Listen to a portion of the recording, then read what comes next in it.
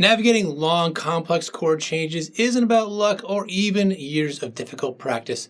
But with the right approach, it's more like stepping across carefully placed stones in a river, with each note leading naturally to the next, keeping you steady and in control. So in this video, I'm going to show you the exact strategy I use to solo over songs with lots of chord changes so you don't feel overwhelmed. But first, let's listen to an example of it in action.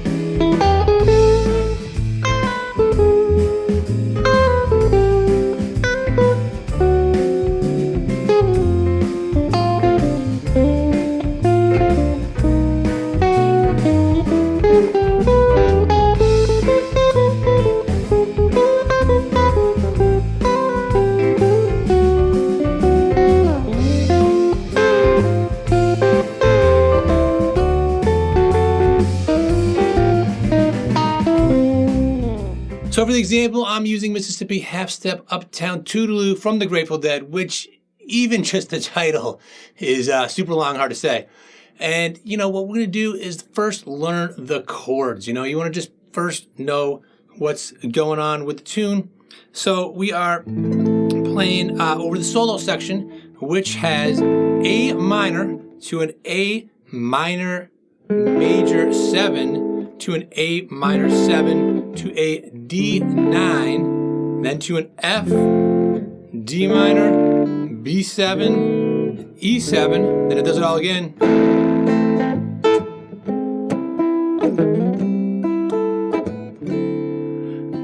And this time, it goes to an A minor, D7, G7, to bring it back to C for the verse. And that first part, I don't want to ruin it for you, but this is a common thing. When I used to teach private lessons, it's been at least 5 years since that I used to often get requests to learn a certain song, and this is kind of the same thing, so I kind of lump it into this.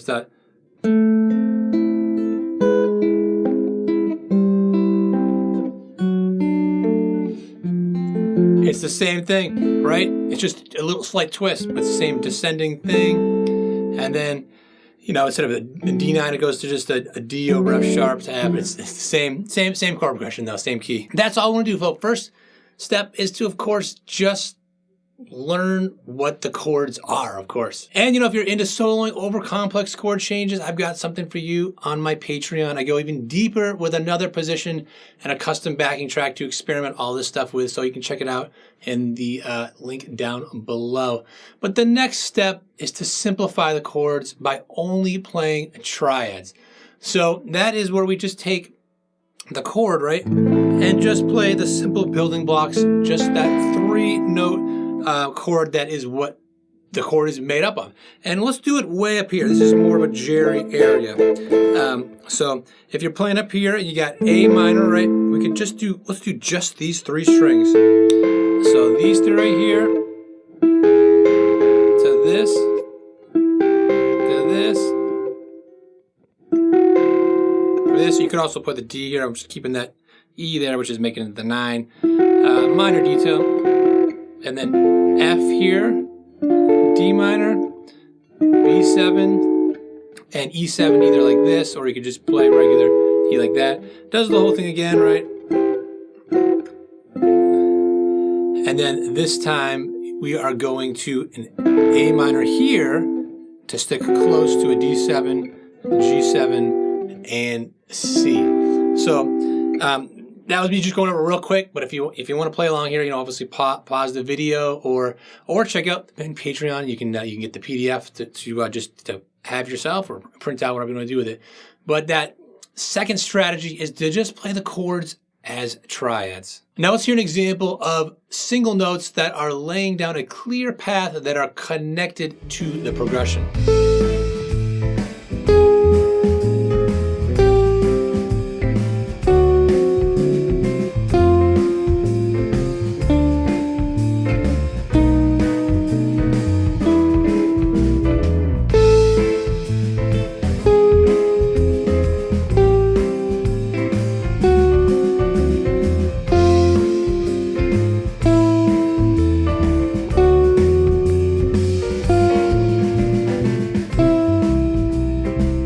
So all I was doing was playing notes within this triad just picking ones that just kind of had this movement and was real simple, usually moving very, very close. And I've got them just in parentheses. You can kind of see the exact path, I picked. And we are just moving right down like that, right? It just keeps going. And then decided to go here. It's kind of like choose your own adventure, And then either here, and if I pick 2, I get that chart there, you can either go here, or this one here brings it back nice to A, and so on and stuff. So it's about, knowing the chords, whittling it down to less like notes like triads, and then even less than that, getting notes in those chords and getting a clear path of where you're going. So you have what, I call guide tones, or not just what I call it, just called guide tones, right? They're like chord tones, notes of a chord, but specifically going in a specific direction. It's like voice leading with chords versus just any old voicings where you are playing a chord in a specific way, a specific voicing. But voice leading is thinking about chord to chord and how those voicings are moving here. We're thinking about the same thing, but with individual notes. So strategy number 3 is set a path with guide tones. And breaking down these chord changes is one thing, but actually applying them is another. And that's why I, again, put together this exclusive Patreon lesson, From Learning to Playing, I call it, with another position and a custom backing track, just looping this section over here that you can just put it all into practice. So hit the link down below and start exploring. So I'm from the Northeast in America, and when I was about 19 or so, I went on a little family trip out to the Northwest. I had never been there, and we went to Washington State. And there was this beautiful beach we were just going for a walk on called Ruby Beach. I think it was somewhere in the Cascade Mountain Range. And there was this little river coming from the woods down through the beach into the ocean. And someone had set up a log to get over there. And I went over that. My mom, my sister, and I, we got over there, carefully went over the log. And we turned around, and my dad was the last to go. And he doesn't like to get wet. And he was being extremely careful trying to get across because he didn't want to fall. And what do you think? He fell right off, got soaking wet. And, you think like, oh, no, that's the last thing he wanted. But he just laughed it off. We all laughed. And you know what? That made it more interesting and memorable. Like if he just perfectly made it across, I wouldn't even remember this little river. But because he fell off the path, that made it more interesting. So we want to keep in mind here that when we're setting up these guide tones, this path, you don't want to just play that because that would be super boring. You got to add some other stuff that are off the path to make it a little bit more exciting and interesting, And so the first thing we can do is you could start mixing up like that E, right? Instead of just playing here, you could also play there. So you could take other chord tones and just start changing the path. But you can also take other notes that are from the scale, like say, the A minor scale. You don't have to even do the whole thing, like just right here. Like here, if you start at the beginning, or A minor, and then here's a B, right? And that, in my example, that's like all I was doing, like the beginning.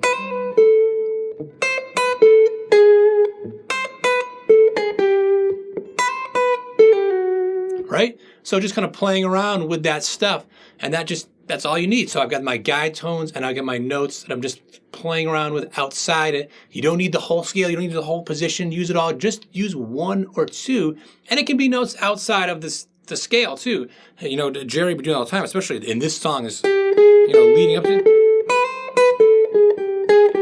that kind of stuff makes it so much more interesting. So strategy number 4 is add some non-guide tones in there. And using guide tones has made it so much easier to navigate long, complex chord progressions. But there's something Jerry Garcia did all the time that really spiced those guide tones up. So check out this video here where I show you what he did and how you can apply it to your own playing.